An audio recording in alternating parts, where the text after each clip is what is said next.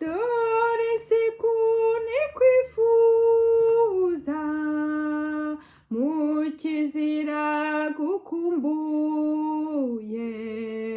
humva uko bagutakira, ngo niki kigutindije, uzaza ryari mucunguzi w'imebwa bwami budashira, ngo ibyaremwe byose byishime, icyamukaza udatinze, umwami Yesu ubwo azaza, umwami Yesu ubwo azaza, umwami Yesu ubwo azaza, tuzamureba tunyurwe, hazazana n'ingabo ze, impanda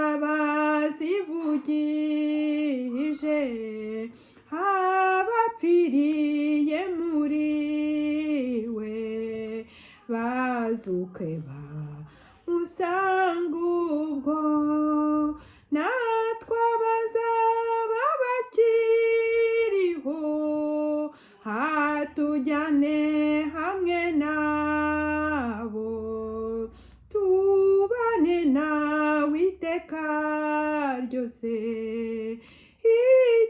icyamakaza adatinze, umwami Yesu ubwo azaza, umwami Yesu ubwo azaza, umwami Yesu ubwo azaza, tuzamureba tunyurwe, Satani n'abadayimoni bazahunga mu maso he, ab'isi babagurano, azazangwa babature, kandi amahoro azatwara isi, azacanira intambara zishire, ahindura ibi byose bishya, icyamakaza adatinze, umwami Yesu ubwo azaza, umwami Yesu ubwo azaza, umwami Yesu ubwo azaza, tuzamureba tunyurwe, bagenzi tube maso ubu, duhore tumwiteguye, n'ukuri databuja uwo ntawuzi igihe azazira, nyamara azaza ku ngoma ye, aya makuba yamareho, duhumure dutegereze, icyamakaza adatinze, umwami Yesu ubwo azaza, umwami Yesu ubwo azaza, umwami Yesu ubwo azaza, tuzamureba tunyurwe, tuzamureba tunyurwe. Haleluya, haleluya. Banyarwanda, banyarwandakazi rero, nitwa Uwineza Beata, izina ryanjye rindi ry'ububyeyi ry'ubudamu ni Kanova Beata. uyu munsi nje imbere yanyu kubabwira hari amavideo nari natangiye nshaka kuvuga ibyerekeye ubuhamya bwanjye, ariko hari n'igitabo kirimo cyandikwa. Ni ukuvuga ngo rero si ngombwa ko mbabwira ubuhamya bwose, kuko abazashaka kumenya bashobora no kuzagura icyo gitabo bakagisoma. Uyu munsi nje kubera ko mfite ubutumwa. Ndashaka gukora video ya mbere, nkore n'indi wenda mu gihe kizaza, kugira ngo ndangize ubutumwa kuko ni burebure. Ubutumwa bwa mbere, hari abantu biyita ngo bararwanya FPR kubera ko hari abanyarwanda bamerewe nabi, kandi ni benshi twese turabazi.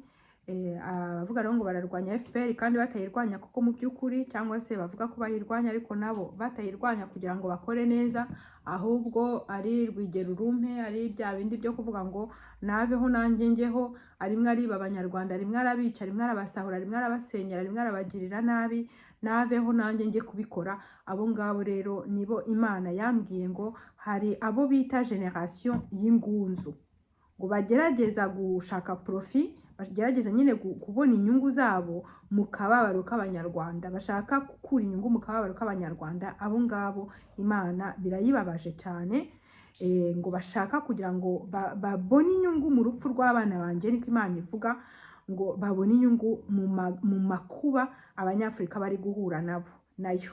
Ayo makuba rero ari mu bihugu byinshi FPR yoherezamo ingabo zayo, kuko ntabwo zigenda zigiye gukiza. Twarabibonye muri Namibia, niba ari Namibia no muri Mozambique, ntabwo bagenda bagiye gukiza, ahubwo bagenda bagiye kwica. Bagiye muri Congo, bagenda bagiye kwica. Ibyo ngibyo rero harimo abavuga bati natwe turashaka kubasimbura, ariko bagashaka kubasimbura kugira ngo mfete bafate uruhare iyo FPR ifite rwo kugira n'abanyarwanda, rwo kugira n'abanyafurika, rwo gutumwa n'ababatuma kugira ngo bajye kwica basahure. Bombega basinyiye kuvuga bati uwo tunyuraho wese niba tubifitemo inyungu, niba ngombwa turamwica, niba ngombwa turafata ibyo afite. Ntabwo barimo kureba nabo wenda ko iminsi izagera, igihe kizagera abana babo bakaba ba victime y'ibyo barimo gukora. Ubwo rero Imana iravuga ngo ntabwo yishimiye aba bantu bita ngo bari muri politike, ngo bari muri opposition. Imana iravuga ngo mbabwire ngo ni generation y'ingunzu, barashaka kubona inyungu mu rupfu rw'abanyarwanda, barashaka kubona inyungu mu rupfu rw'abanyafurika, ngo kandi ntacyo barusha uri kubikora. Ngo niba uri kubikora nshaka kumurwanya, kubera iki mwibwira ko mwebwe mwamusimbura mukangiriraho umugisha? Kuki mwibwira ko nshobora kubaha uruhare rwo kugira ngo mumusimbure, niba atari ukugira ngo ahubwo namwe mbarwanye, namwe muzarwanyirijwe hamwe nawe? Abo ngabo rero nyine bafite ngo umuhati wo kugira ngo basimbure, babone ubutegetsi, babashe gukomeza kubona profit muri souffrance na sujetisma ya Afrika. Imana yavuye souffrance, akababaro, ngo no gucishwa bugufi, no gushyirwa hasi, no kugirirwa nabi kw'abanyafurika. Souffrance na assujettissement y'abanyafurika, ngo gushaka kubibonamwo profit. Iyo ni profit y'umuvumo, iyo ni profit yuzuye amakuba, iyo ni profit mbi cyane. Ntabwo Imana izayemera, nta nubwo Imana ibishimiye. Ubwo rero muri icyo gihe, iyi message nayibonye ku itariki muri uku kwezi kwa 11 kurimo gushize, ariko hari ubundi butumwa nabonye. Bwa mbere ntago nabifashe nk'ubutumwa vraiment, kuko nari ndi mu nzozi.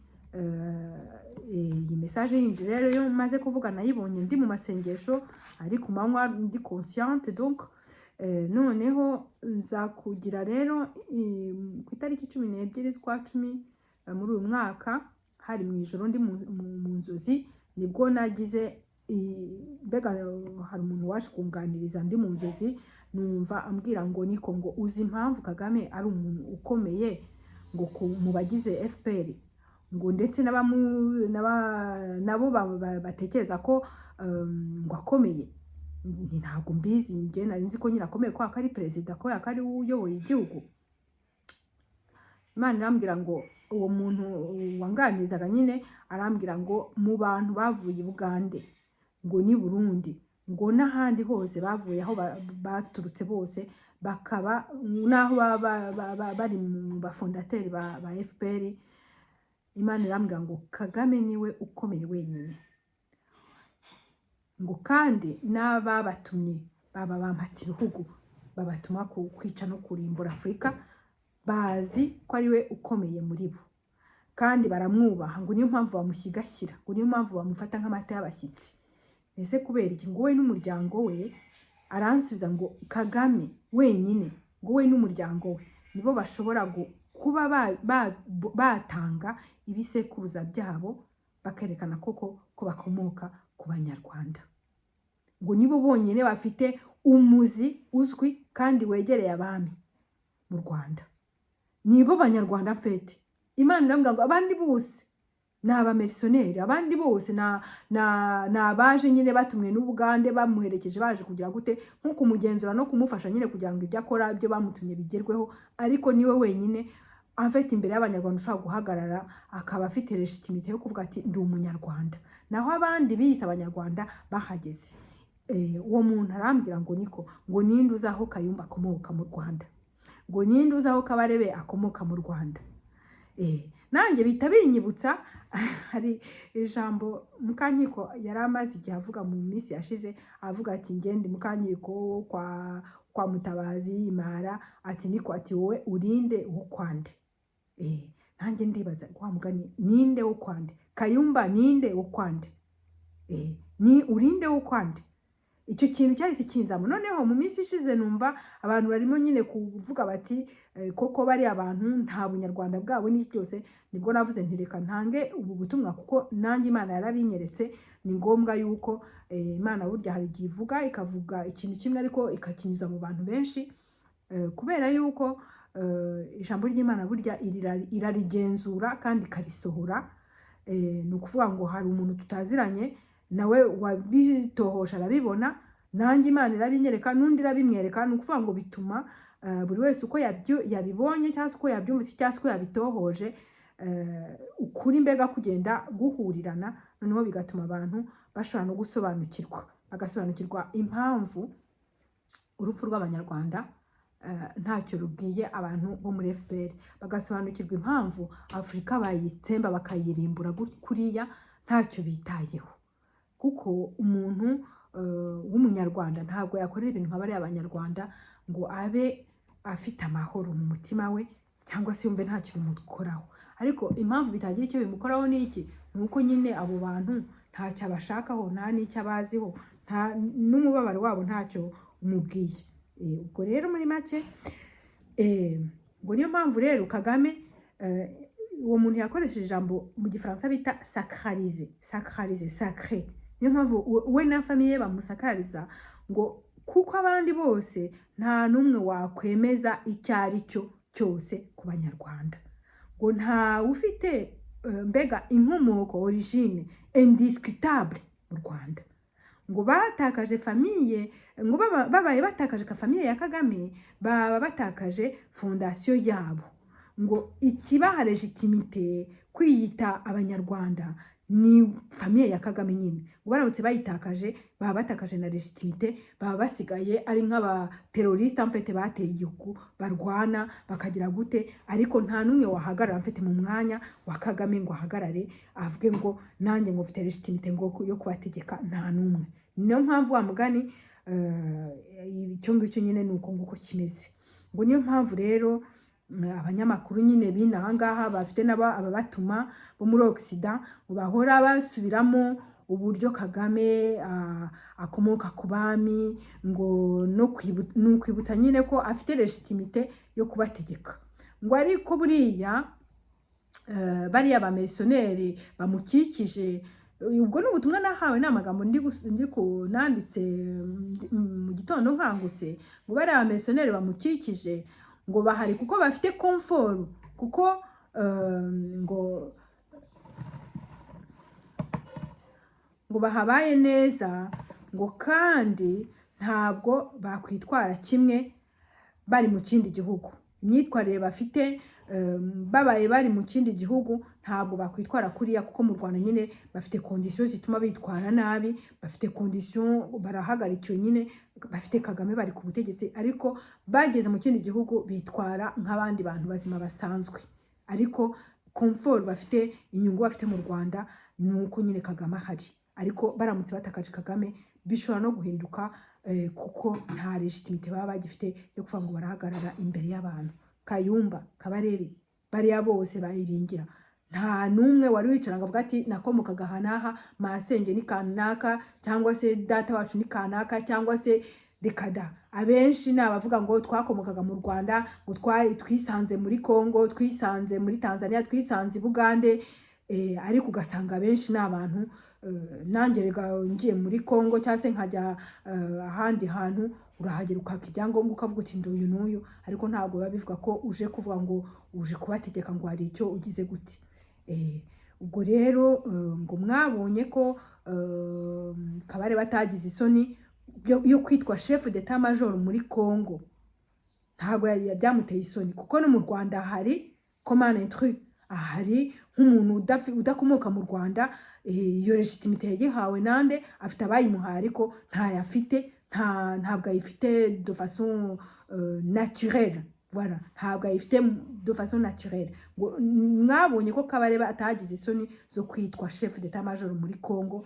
Ngo gutsindwa kwabo rero niko gutsindwa kw'abanyamahanga mu karere no muri Afurika, baramutse batsinzwe niko gutsindwa kwabo kw'abanyamahanga babatumye nyine mu karere no muri Afurika. Ngo Kagame n'umuryango we niwe, hano hari filime abantu bajya bayibona iyo bita 3, uwo muntu arambwira ngo Kagame n'umuryango we ngo ni cheval de 3. Habaye intambara iyo bita aho witwa Achille yarwanye, aho bita 3, noneho abantu abari bateye 3 baza kuvuga bati okay, twemeye ko mwadutsinze. Harimo histoire y'umukobwa bita Hélène de Troyes, mbega bagiye kubasura, les deux princes bagiye gusura umwami umwe, noneho umwe mu prince yiba umugore we witwa Hélène, noneho amwibye baramukurikira nyine bajya kubarwanya kugira ngo bamutware, ariko nyine banabihimureho. Nyuma rero bahageze, twari n'umujyi wari wubatse neza ahantu ku mazi n'iki byose, ku buryo byabagoye, bararwana barahatsindirwa. Bamaze kuhatsindirwa baza kujyana witwa Achille. Achille yari umuntu w'indwanyi cyane, nyine muri mythologie baravuga ngo c'était un demi-dieu, ko bari bafite les faux dieux nyine abo bitaga les dieux de l'Olympe. Noneho nawe yanga kurwana kuko Achille yari umuntu quand même wari ufite honneur, niyo wenda bamwe muri mwe babuze, bamwe mu barwanya bajya kwirwa bavyola abagore muri Congo niyo babuze. Achille yari umuntu ufite honneur, aravuga ati nge ntago ngiye kurwana intambara ntafitiye legitimite, ntafitiye n'impamvu yo kurwana. Achille bigeze aho rero baza kugira gute, bafata umwana witwa Patrocle, baramufata baramujyana, baramukonvenga ngo ajye kurwana. Noneho agenda yambaye imyenda ya Achille, bagira ngo na Achille, ingabo za Achille ziramukurikira, zihageze uwo mwana Patrocle baramwica. Bamwishe rero Achille agira umujinya, mbega ajya kurwana aho ngaho, niwe warwanye afite, niwe wanatsinze intambara. Ariko bwa mbere bakimara gutsindwa, uko byagenze n'iki nuko baragiye bubaka ikintu bakigira nka cheval, baragitanga barakibaha, aravuga ati tubahaye kado rwose, mwadutsinze, tubahaye kado kugira ngo nyine tuniyunge, tubahaye kado. Bazana iyo cheval ariko bayizana imbere yayo, mu nda y'iyo cheval bashyizemo abasirikare, kuko umujyi wari ufunze. Kugira ngo rero bawutsinde, ntabwo watsinda umujyi ufunze utabashije kuwinjiramo. Muri iyo cheval rero bari bashyizemo abasirikare, noneho abantu bo muri uwo mujyi ntibabanza ngo bafungure barebe ibiri muri iyo cheval, ahubwo bagira gute, bayinjiza mu mujyi wabo. Nijoro abasirikare bagira gute, barafungura nyine, bajya gukingurira abandi, nuko abantu bo muri uwo mujyi babiciramo nijoro. Iyo ni ntuza nasobanuraga nshaka kuvuga uburyo Kagame muri biriya bintu. Uwo muntu yambwiye ati ni nka cheval, ni cheval de Troie, ni cheval de Troie nyine abanyamahanga bakoresha. FPR Kagame ni cheval de Troie, ni kuvuga ngo ni umunyarwanda ushaka kwerekana ko akomoka ku bami, waje abwira abanyarwanda ko afitiye urukundo abatutsi, ariko agaca inyuma agashyira abangahe muri bangahe, ngo nyanga ari 3 muri 5 kuri bariyeri bakica abatutsi. None uyu munsi abatutsi bakaba bapfuye nabi mu gihugu, n'abari hanze kandi nabo bakaba batorohewe. Ubwo rero abahutu bo nta n'uwavuga cyangwa se abatwa nta n'ubavuga, ariko ntabwo yaje nk'umunyarwanda uje kuvuga ngo abanyarwanda bari kurengana reka mbatabare, kuko yaje akabarenganya kurenza wari uri mu gihugu wabarenganyaga. Wenda niba ari uko nguko byari bimeze, ni nako byari bimeze. Kandi wa mugani ntabwo abantu bose bareshyaga ku bwa Habyarimana, ntabwo bose bari bafashwe kimwe, ntibakagira umuntu ujya kubeshya. Ntabwo abana bose bigaga ngo babone amashuri kimwe, ntabwo abantu bose babonaga akazi kimwe. Ibyo ngibyo byo nibyo. Kagame rero yaje avuga ko aje gukuraho ibyo, azabwira abatutsi ko aje kubafasha, ndetse arabasaba n'imfashanyo agira gute. Azabwira ko avuga ko nyine abantu bagiye kujya bareshya, ariko uyu munsi bose barabibonye ko yabakuye naho bari bibereye. Abitwaga ko bari bamerewe nabi kurenzaho. Ngo rero uwo muntu arambwira ngo Kagame n'umuryango we ngo ni cheval de Troie, ngo kandi importance bafite muri iyi projet irakomeye, ngo kuko projet bafite yo gushyira mu bikorwa iri muri Afrika yose. Ntabwo ari u Rwanda gusa, ureba kure ashaka kureba akavuga ngo ni u Rwanda gusa. Ntabwo ari u Rwanda gusa, Afrika yose igomba gufatwa, niyo gahunda. Ariko bahereye mu mutima wa Afrika nyine barabanza barawangiza. Ni ukuvuga ngo rero ni nayo mpamvu Kagame yohereza abantu muri Sudan, akohereza abantu muri za Mozambique nayo hose. Buriya hariya hose aba yahafashe. Abantu babakira ntabwo nyine iyo gahunda bayizi, nta nubwo bayitayeho, nta nubwo bazi ko bizabageraho, ariko patience ni iyo ngiyo nyine. Ni ukuvuga ngo bazajya kukanguka byamaze kubageraho.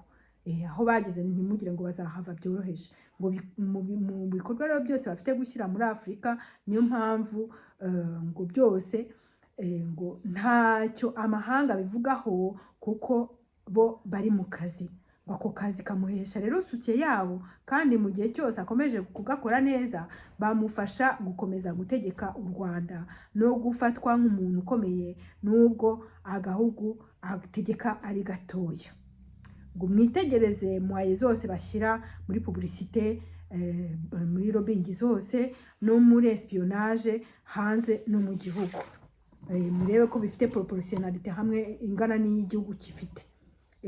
Ibindi bihugu byo muri Afrika usanga ujya kumva ukabona nka za konsira, ikintu utuntu dutoya tw'amafuti n'utuntu tudafite iki byose, ariko ugasanga abandi ngo intore ngo ibiki byose bafite mwaye nyinshi cyane zo kwespiona, mwaye nyinshi zo kwica abantu, mwaye zo kuruga, mwaye zo kugira gute. Ngo ariko ngo nibazi ko iyi ari intambara bashoje kuri nge, ngo niko Imana ivuga, ngo uwo bagomera ni nge. Ngo kandi ubugome bakora n'imishinga yabo irangomera. Ngo gutsindwa kwa Kagame niyo mpamvu ari nako gutsindwa kw'abamwohereje. Ngo kandi imishinga yabo ibangamiye iyanjye. Ngo abona haye Afrika ni abanyafrika, uko niko Imana ivuga. Ngo abona haye Afrika ni abanyafrika. Ngo nabo projet nabashingiye ni iz'ubuzima si iz'urupfu, ngo ni iz'amahoro si iz'intambara. Haleluya, Imana ishimye cyane. Rero ndabashimye ko mwabashije kumva aka kanya ubu butumwa. Ngiye kubusozereza ahangaha, bwari bumeze nk'amatangazo, ntabwo ngiye kuvuga byinshi bitari byateguwe. Uyu munsi ndasozereje ahangaha. Mana y'igitangaza, icyubahiro cyose kibi cyawe. Ndagushimye ko unyemereye kuba bashije gutambutsa iyi message, ngatambutsa ubu butumwa. Nguhimbarije izina ryawe kuko ukiranuka muri byose, kuko byose ubizi kandi Mwami nta kikuyobera nta n'ikikunanira. Buri wese uzi aho aba n'aho aryama, uzi inshuro duhumeka. Ni wowe uzi igihe turiho n'igihe dusigaje kubaho, ni wowe uturinda amanywa n'ijoro. Nongeye gusenga Mwami kandi mwami nshinganisha abanyarwanda aho bari hose, nshinganisha abanyafurika aho bari hose, senga ya masengesho ya yandi watubwiye ngo dusenge, ngo tusenga ngo abanyarwanda bafunguke amaso y'umutima, ngo kandi abanyarwanda bafunguke amatwi y'umutima, kugira ngo babashe kumva ibyo umwuka abwira amatorero. Ndaguhimbaje rero Mana, iyi message igere ku mutima w'abagomba kuyumva, mu izina ryawe Yesu Kristo, amen.